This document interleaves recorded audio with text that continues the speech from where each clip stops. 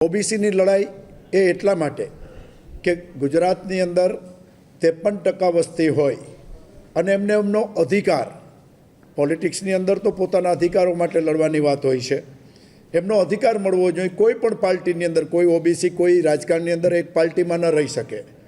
જે અલગ અલગ પાર્ટીમાં પણ હોય એ પાર્ટીની અંદર પણ પોતાના અધિકાર માટે અવાજ ઉઠાવવો પડે.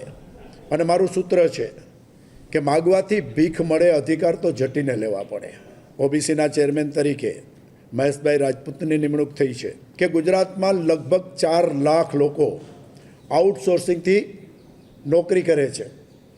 એમાં અધિકારો કેના જાય છે? અધિકારો ઓબીસીના પણ જાય છે અને જેમને બંધારણમાં અધિકારો આપ્યા છે અનામતના, એવી જ્ઞાતિઓના પણ અધિકારો જાય છે.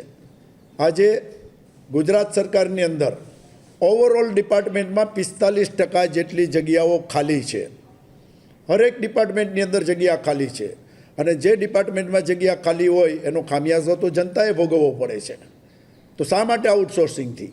આઉટસોર્સિંગ એ સરકારની મોનોપોલી છે. એમની ઈચ્છા પડે એમને કોન્ટ્રાક્ટ આપે, એમની ઈચ્છા પડે એ રીતે પેમેન્ટ કરે. અને આપ જાણો છો કોરોના કાળની અંદર તો જામનગરમાં બહુ મોટો કિસ્સો બહાર આવ્યો હતો.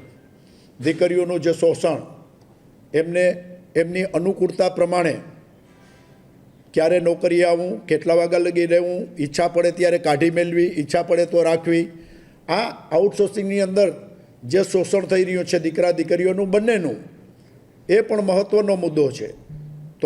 તો ઓબીસીના ડિપાર્ટમેન્ટ થ્રુ અમે જે મૂવમેન્ટ કરીએ છીએ એમાં અમારી પહેલી માંગ તો એ છે કે ગુજરાત સરકારની તમામ નોકરીઓમાં ખાલી જગ્યા છે એ કાયદેસર ભરવી જોઈએ, જેથી કરીને અનામતનો લાભ જે જ્ઞાતિઓને મળે છે, એમના દીકરા હોય કે દીકરી હોય, એવો જનરલી પછાત જ્ઞાતિઓમાંથી આવે છે, સંઘર્ષ કરીને, મહેનત કરીને, મજૂરી કરીને એમના દીકરા દીકરીઓને ભણાવે છે અને ત્યારે એમને નોકરી ન મળે અને એમનું શોષણ થાય, એ બંધ થવું જોઈએ. જો 4 લાખ નોકરીઓ એ આઉટસોર્સિંગથી હોય એને બદલે કાયદેસરની ભરવામાં આવે તો એમને પણ ન્યાય મળે. અને એના માટે કોંગ્રેસ પાર્ટીએ મહેશભાઈ જેવા, રાજપૂત જેવા લડાયક આગેવાનને જ્યારે ધુરા સંભાળી છે ગુજરાતના ચેરમેન તરીકેની, ત્યારે હું પણ એક ઓબીસીનો મિત્ર છું. જે જામનગરની સૌથી મોટામાં મોટી હોસ્પિટલ હોય, જીજી હોસ્પિટલ, જે સૌરાષ્ટ્રની નંબર 1 હોસ્પિટલ છે, એમાં છેલ્લા 46 વર્ષથી અમારી સોશિયલ વર્કર તરીકે મારો આજ દિવસ સુધી એમાં ફોટો પાડવા નથી દીધો, કારણ કે હું ફોટો પાડવા માટે ત્યાં નથી જતો. પણ ત્યાંની જે ફરિયાદો આવે છે, ત્યાંનું જે દુઃખદ વર્ણન આવે છે, દીકરીઓ ઉપર થતો અત્યાચાર, એ મોટામાં મોટી સમસ્યા એ છે. નોકરી, પૈસા, પગાર એ તો પછીની વાત છે.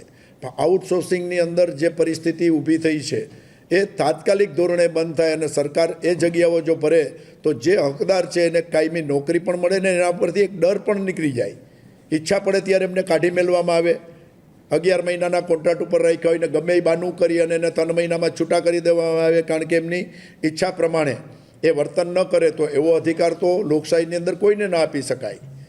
એવી છૂટ તો લોકશાહીની અંદર કોઈને ના આપી શકાય કે જ્યારે કોઈ એક વ્યક્તિ આખું વર્ચસ્વ ચલાવે. અને આપને પણ ખબર હશે કે ગવર્મેન્ટ તરફથી કેટલા પૈસા મળે છે અને એમને ચૂકવવામાં કેટલા આવે છે.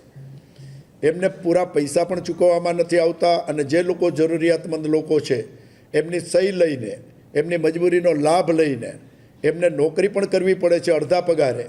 આમાં ભયંકર ભ્રષ્ટાચાર પણ સામેલ છે, શોષણ પણ સામેલ છે. આવતા દિવસોની અંદર કોંગ્રેસના માધ્યમથી મહેશભાઈની આગેવાનીની અંદર અમે લોકો આ ઓબીસીની જે મૂવમેન્ટ શરૂ કરી છે એની અંદર અમારાથી બનતા પ્રયત્ન કરીને ઓબીસી સમાજને, બધા સમાજને ન્યાય મળવો જોઈએ. એવું નથી કે અમે ઓબીસીના છીએ એટલે ઓબીસીની વાત કરી. જે ઉજળિયાત સમાજો છે એમના જે અધિકારો છે એમને પણ એમના લાભ મળવા જોઈએ. પણ અમારી જે અત્યારે જવાબદારી છે એ કોંગ્રેસ પાર્ટીના માધ્યમથી ઓબીસી સમાજને થતા અન્યાય સામે લડવાની છે. બીજા કોઈ સમાજને નુકસાન થાય એમાં અમે માનતા નથી, પણ અમારા અધિકારોને કોઈ નુકસાન કરે તો એને અમે સહન કરવામાં નથી. અમે પોલિટિકલી રીતે અમે આ લડાઈ લડશું અને ઓબીસી સમાજને ન્યાય અપાવશું, એટલી મને ખાતરી છે. જય હિન્દ.